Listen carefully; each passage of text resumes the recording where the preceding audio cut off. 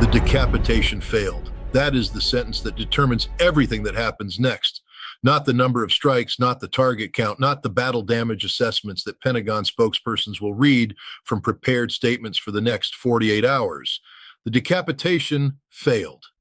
Ali Khamenei is alive. The president of Iran is alive. The senior leadership structure of the Islamic Republic, the target of the opening hours of Operation Epic Fury, survived the most comprehensive opening strike package the United States and Israel have assembled since the Gulf War. And because they survived, the plan is already broken. Let me explain exactly why the failure of decapitation in the first hours of this war is not just a tactical setback, but a strategic catastrophe that is going to cascade through every subsequent phase of this campaign in ways that the people who ordered it are only now beginning to comprehend. When you plan a war around a specific outcome in the opening phase, every subsequent phase of that plan is predicated on that outcome having been achieved. The target allocation for Phase 2 assumes the conditions that Phase 1 was supposed to create. The munitions reserved for Phase 3 are calculated on the basis of what Phase 1 and Phase 2 would have accomplished. When Phase 1 fails, you do not simply move to Phase 2. You have to go back to Phase 1, which means you take the munitions that were allocated to Phases 2 and 3 and you redirect them to the target deck that Phase 1 was supposed to have cleared. Those munitions do not replenish themselves. They do not come back. And here is where the cascading failure logic becomes mathematically certain. We went into this conflict with American generals and admirals already on record warning that the munitions stockpile was insufficient to sustain high-intensity combat operations of this duration and complexity. That warning existed before the first bomb fell. It was the acknowledged starting condition. Now take that insufficient stockpile and run the first phase of the campaign against an objective it failed to achieve. The munitions spent in the failed phase are gone. You cannot recall them. You cannot resupply them in any time frame that matters to the operational tempo of an active air campaign. You redirect more munitions from subsequent phases to the failed objective. Those subsequent phases are now running on reduced resources, which means they are more likely to fail, which means you redirect more resources from phases beyond them. This is the specific mathematical structure of a campaign that runs out of the ability to project force before it achieves its objectives. And it is not speculation. It is the acknowledged pre-existing condition of insufficient stockpiles applied to the specific operational reality of a failed decapitation that forces resource reallocation from the opening hours of day one.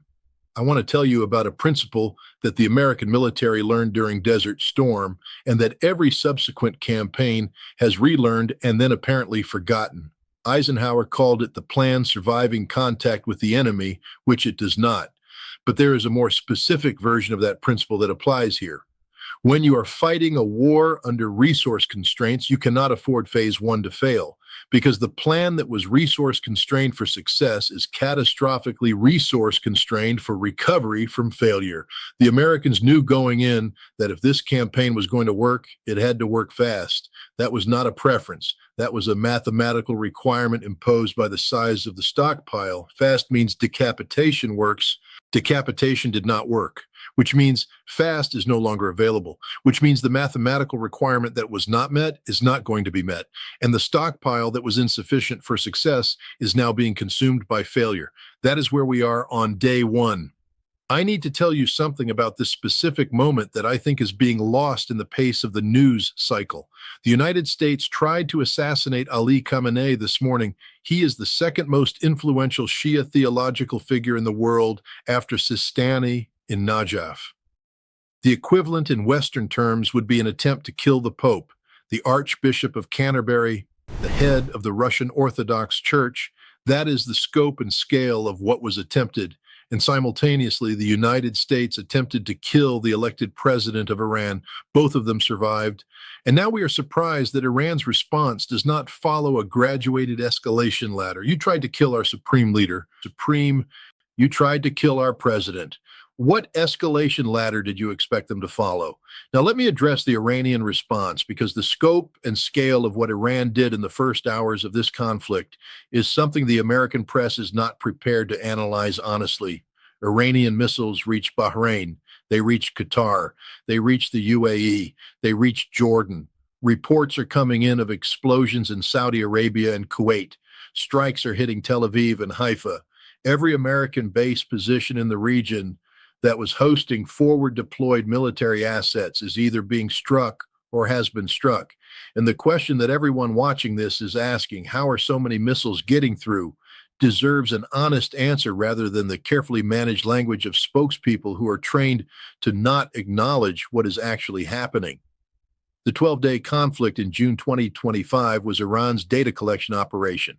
Iran fired mass salvos in that conflict, not primarily to achieve destruction, though destruction was achieved, but to observe, to watch how the American and Israeli integrated air defense architecture responds to mass missile attacks, how radars communicate with each other, how F-35s flying over Jordan feed targeting data to THAAD batteries being reinforced by Aegis radar systems getting a unified picture, how the engagement sequencing works when multiple simultaneous inbound tracks require prioritization decisions. Iran was collecting that data across every wave of June 2025's conflict with the specific intention of identifying the failure modes, and they found them, because by the final days of that 12-day war, you were no longer seeing mass salvos. You were seeing one missile, two missiles, three missiles, each individually selected for approach parameters that the system could not reliably intercept, each one hitting something of value. That is what broke Netanyahu. That is what produced the midnight hammer-loud-die exchange that ended the June conflict. Iran broke the code. They identified the performance parameters within which their missiles cannot be shot down by American and Israeli air defense. And they are applying that knowledge today, not with mass attacks that would be difficult to execute while American aircraft are hunting launch platforms over Iranian territory, with surgical individual launches of missiles that have been specifically engineered to defeat the defensive architecture, each one a leaker, each one built to survive the engagement envelope, each one hitting its target. And the system that is failing to stop these missiles has a name that the American public has been sold as the answer to exactly this threat: missile defense. The fact that Iranian missiles are reaching Bahrain while the most capable American air defense network ever assembled is positioned between Iran and Bahrain is not a performance anomaly. It is the product of an adversary that spent decades studying, collecting, modeling, and engineering specifically around the failure modes of that defense network. And it confirms something that arms control advocates have been saying for years, and that the American defense establishment has been spending trillions of dollars to deny. Missile defenses do not work against an adversary that has had the time, the intelligence, and the engineering capacity to identify and exploit their limitations. There may be a silver lining in this that sounds perverse given what is happening. If the failure of American and Israeli missile defense against Iranian ballistic missiles can prevent the delusion that a Golden Dome system will protect the American homeland against Russian nuclear missiles, then the humiliation of this campaign saves humanity from a catastrophically more dangerous miscalculation. Missile defenses invite the belief that first strikes can be executed without facing unacceptable retaliation.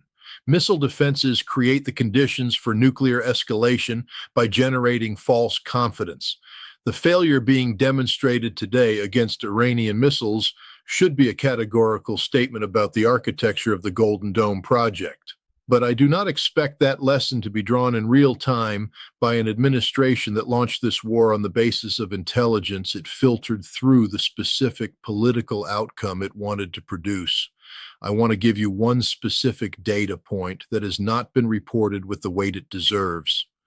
Tulsi Gabbard, the Director of National Intelligence, produced an assessment before this war began stating there is no nuclear weapons program in Iran, no evidence of one. Trump dismissed her assessment publicly. He said she was wrong. The president overruled his own intelligence director and went to war anyway. Who was he relying on instead? Either intelligence generated outside the formal structure, which would be illegal, or Israeli intelligence, meaning the President of the United States chose Israeli intelligence over American intelligence as the basis for launching this war. His own Director of National Intelligence told him the nuclear threat did not exist as described. He dismissed her. The bombs fell anyway. I want to address the Trump speech directly, not the words. The words were written by neoconservative pro-Israeli advisors who trotted out every grievance in a 47-year list of Iranian transgressions. There was nothing in those words that the authors of the Iraq War did not say 20 years ago about a different country. What I watched was not the speech. What I watched was the man delivering it. And what I saw was fear.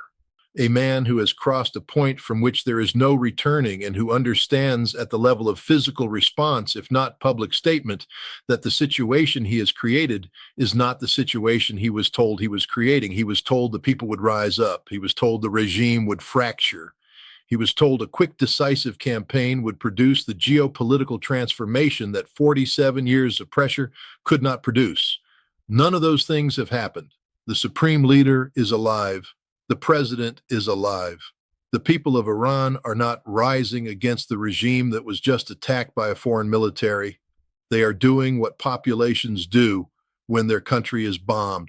They are identifying with the government that is under attack. And the missiles are hitting Bahrain. The political dimensions of this are not secondary to the military dimensions. They are co-equal. Donald Trump went into this campaign needing a result before the midterm elections in November, needing to define the debate about his presidency by early summer. A quick, decisive victory producing regime change in Iran would have been the ultimate Trump political achievement.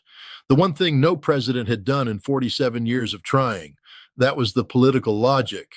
What replaces it when the quick, decisive victory does not materialize is a drawn-out military campaign consuming resources that were already insufficient, conducted over a summer that was supposed to be defined by triumph, heading into midterms that will now be defined by the images of Iranian missiles reaching Bahrain. I believe this is the end of the Trump administration, not because I am rooting for that outcome, because the arithmetic of what happens to a political position that was built on winning a war when that war does not produce a win is not ambiguous. The Republican coalition's relationship with Israel and with military interventionism was already under strain before this, or Tucker Carlson's interview with Mike Huckabee about Israel had already illuminated a fracture in the party that the war's critics were watching carefully. That fracture is now going to widen under the weight of a campaign that is producing American casualties in Bahrain and is consuming munitions at a rate that the people who warned against it said was unsustainable. Let me address the question of what Iran actually needs from this war, not what it wants, what it strategically requires as a minimum condition for calling this a victory. The United States declared that the objective of this campaign is regime change. When this war ends, if the Islamic Republic is still in place, Iran has won. That is it. That is the entire strategic calculus. You said you were going to remove us. We are still here. Therefore, you lost. It is the same logic that defined Hezbollah's victory in the August War of 2006, when Israel said its objective was the complete destruction of Hezbollah, and when the fighting stopped, Hezbollah was still there and still capable of striking Israel. The statement of objective determines the definition of failure. The United States and Israel have stated their objective. Iran just has to survive it. And surviving it for Iran does not require defeating the American military in any conventional sense.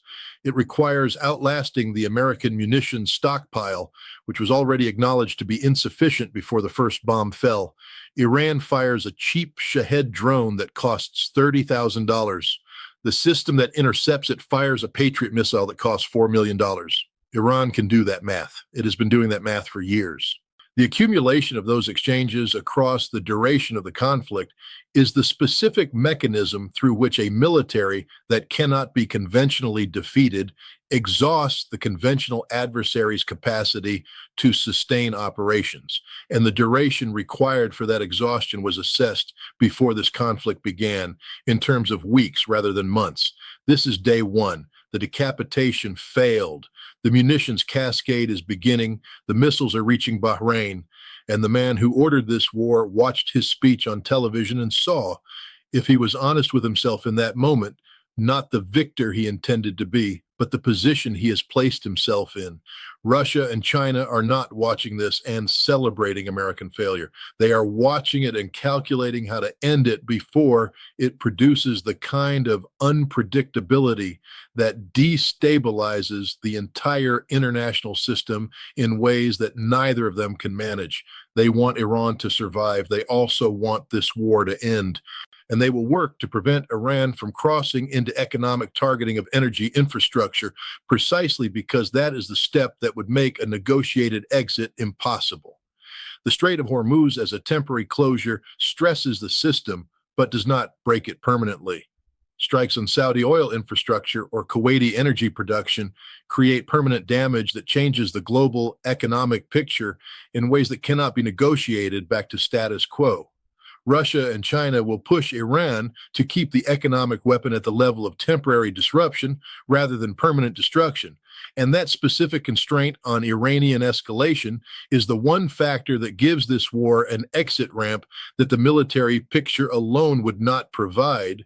But that exit ramp requires the United States to accept an outcome that was not the stated objective. It requires accepting that the Islamic Republic survived. That regime change did not occur, that the 47-year attempt to remove this government from power added one more failure to the list, and that the political leader who ordered the attempt based on political calculations that required a quick victory will have to explain to the American people why the stockpile was insufficient, why the decapitation failed, and why the missiles are in Bahrain. We are in the first hours. The plan has already failed at its most critical junction. Everything that follows is the cascading consequence of that failure managing itself through an insufficient resource base toward an ending that neither side originally chose. Watch the munitions, not the press conferences. The munitions tell you when this ends. And while you are watching, keep this number in front of you. The American defense budget is $1.5 trillion annually. Iran's missiles are hitting Bahrain on day one. The $1.5 trillion defense budget did not prevent that.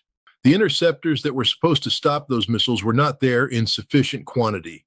The stockpile that was supposed to sustain this campaign was acknowledged as insufficient before it began, and the intelligence that justified this war was chosen over the intelligence director's own formal assessment because it told the president what he needed to hear rather than what he needed to know. Every one of those failures was foreseeable. Some of them were foreseen in writing by the people responsible for the assessments. The American people deserve to know that the warnings were there and were dismissed. The missiles are in Bahrain. The decapitation failed. The plan has already broken at its first critical junction. And the munitions that were insufficient for success are now being consumed by failure.